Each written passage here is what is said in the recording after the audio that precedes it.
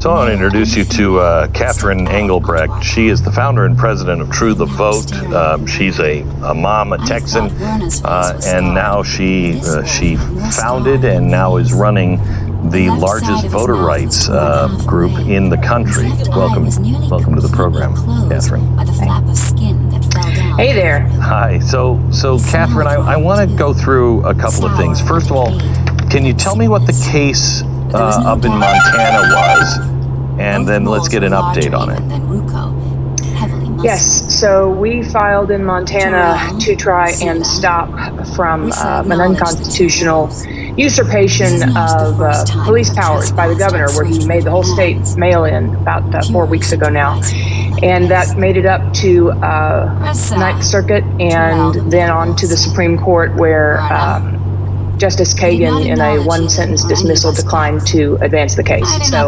So that's where that is. It didn't. Wow. It didn't. So the reason why this should have gone to the Supreme Court is it is a constitutional problem, because the election laws are set by states and the state legislature in particular, right? And these things are being done without the legislature in many cases.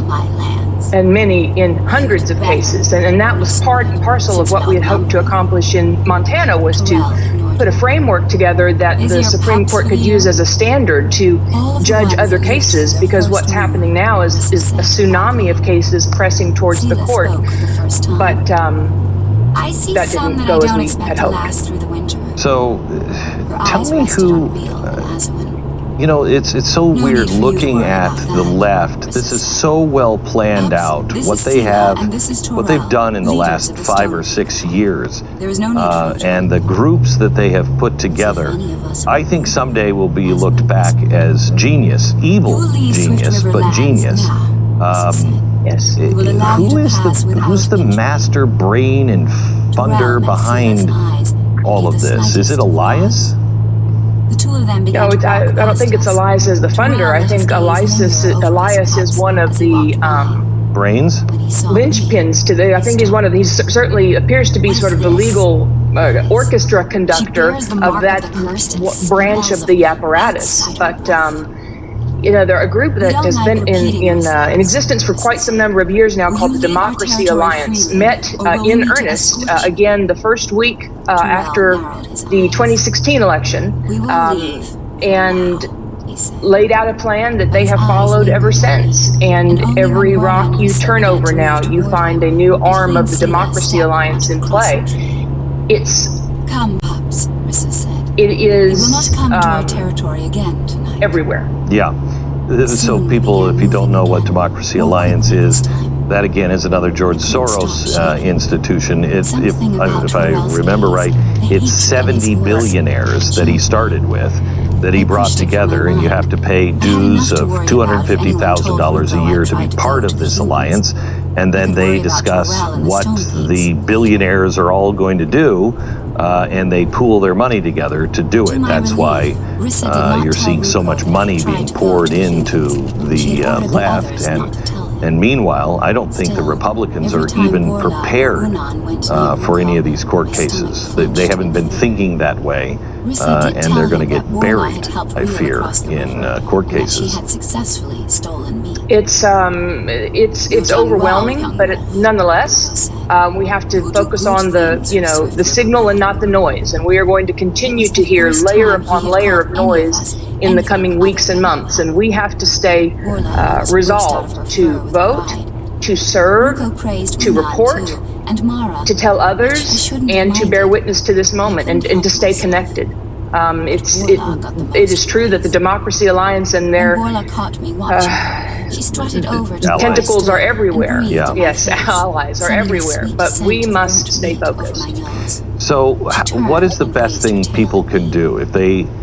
Early voting shouldn't be confused with any of the other kind of ballot fraud, the mail-in voting or anything else. Absentee voting, that's happened in every state. What's so different, and what's the safest way to vote? safest way to vote is in person. And I had, up until just recently, I'd been saying in person on election day, but I'm changing my tune. In person early, I believe, is now the safest place and way to vote, because we are hearing repeated instances of people who do go and vote in person and are being met with challenges or are being met with difficulties, and you need time to resolve that. So don't wait. Get your vote in, but get it in person if at all possible. And if you have received a paper ballot, bring it with you so that you can surrender it in person and not have any, difficulties with the paper crossing with your in-person vote.